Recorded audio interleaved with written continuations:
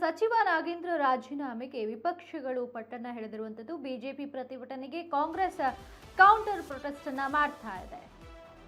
4 ದಿನಗಳಿಂದ ಕಲಾಪ ನಡೆಸಲು ವಿಪಕ್ಷಗಳಿಂದ ಅಡ್ಡಿ ಆಗ್ತಾ ಇರುವಂಥದ್ದು. ಇನ್ನು ವಿಧಾನಸೌಧದ ಗಾಂಧಿ ಪ್ರತಿಮೆ ಬಳಿ ಕಾಂಗ್ರೆಸ್ ಈಗ ಧರಣಿಯನ್ನ ಕೂಡ್ತಾ ಇದೆ. ಬೆಳಗ್ಗೆ 11 ಗಂಟೆಗೆ ಕಾಂಗ್ರೆಸ್ ನಾಯಕರು ಪ್ರತಿಭಟನೆಯನ್ನ ಆರಂಭಿಸಲಿದ್ದಾರೆ. ಇನ್ನು ಕಲಾಪದ ಸಮಯ ವ್ಯರ್ಥವಾಗ್ತಿದೆ ಅಂತ ಪ್ರತಿಭಟನೆಯನ್ನ ಮಾಡ್ತಾ ಇರುವಂಥದ್ದು. ಕಲಾಪದಲ್ಲಿ ರಾಜ್ಯದ ಸಮಸ್ಯೆಗಳ ಬಗ್ಗೆ ಚರ್ಚೆ ಆಗ್ತಿಲ್ಲ. ಬರ ಪರಿಹಾರ, ನೀರಾವರಿ ಸೌಕರ್ಯ, ಈ ಎಲ್ಲಾ ವಿಚಾರಗಳ ಕುರಿತಂತೆ ಚರ್ಚೆ ಆಗ್ತಾ ಇಲ್ಲ. ಇನ್ನು ವಿಪಕ್ಷಗಳ ನಡೆಯನ್ನ ಖಂಡಿಸಿ ಇಂದು ಕಾಂಗ್ರೆಸ್ ಪ್ರತಿಭಟನೆಯನ್ನ ಮಾಡ್ತಾ ಇರುವಂಥದ್ದು. ಇನ್ನು ಪ್ರತಿಭಟನೆಯಲ್ಲಿ ಕೈ ಶಾಸಕರು, ಪರಿಷತ್ ಸದಸ್ಯರು ಕೂಡ ಭಾಗಿಯಾಗ್ತಿದ್ದಾರೆ.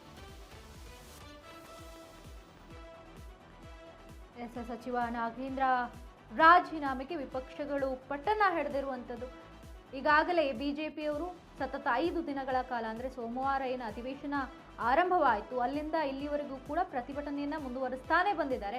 ಈಗ ಅವರಿಗೆ ಕೌಂಟರ್ ಕೊಡ್ಲಿಕ್ಕೆ ಕೈ ಶಾಸಕರು ಕೂಡ ನಾಯಕರು ಕೂಡ ಪ್ರತಿಭಟನೆಯನ್ನ ಮಾಡ್ತಾ ಇದ್ದಾರೆ. ಅಂದ್ರೆ 4 ದಿನಗಳಿಂದ ಕಲಾಪ ನಡೆಸ್ತಾ ಇದ್ದೀರಿ, ಆದರೆ ನಡೆಸಲು ಅಡ್ಡಿ ಮಾಡ್ತಾ ಇದ್ದಾರೆ. ಇನ್ನು ವಿಧಾನಸೌಧದ ಗಾಂಧಿ ಪ್ರತಿಮೆ ಬಳಿ ಕಾಂಗ್ರೆಸ್ ನಾಯಕರು ಧರಣಿಯನ್ನ ಕೂತಿರುವಂಥದ್ದು. ಇನ್ನು ಬೆಳಗ್ಗೆ 11 ಗಂಟೆಗೆ ಕಾಂಗ್ರೆಸ್ ನಾಯಕರು ಪ್ರತಿಭಟನೆಯನ್ನ ಆರಂಭಿಸಲಿದ್ದಾರೆ. ಕಲಾಪದ ಸಮಯ ವ್ಯರ್ಥವಾಗ್ತಿದೆ, ಇಲ್ಲಿ ಮುಂತಾದ ವಿಚಾರಗಳು ಮುನ್ನೆಲೆಗೆ ಬರ್ತಾ ಇದೆ. ಅವೆಲ್ಲ ವಿಚಾರಗಳ ಬಗ್ಗೆ ಚರ್ಚೆ ಆಗಬೇಕಿದೆ. ಆದರೂ ಕೂಡ ಒಂದು ವಿಚಾರ ಅಂದರೆ ಬರ ಪರಿಹಾರವಾಗಿರಲಿ, ನೀರಾವರಿ ಸೌಕರ್ಯ ಆಗಿರಲಿ, ಈ ಎಲ್ಲ ವಿಚಾರಗಳನ್ನ ಕೂಡ ಚರ್ಚೆ ಮಾಡಬೇಕಾಗಿದೆ. ಆದರೆ ಇದಕ್ಕೆಲ್ಲ ಅಡ್ಡಿಪಡಿಸ್ತಾ ಇದ್ದಾರೆ ವಿಪಕ್ಷಗಳು ಅಂತ ಹೇಳಿ ಈಗ ಕಾಂಗ್ರೆಸ್ ನಾಯಕರು ಸಹ ಒಂದು ಪ್ರತಿಭಟನೆಯನ್ನ ಆರಂಭಿಸಿದ್ದಾರೆ.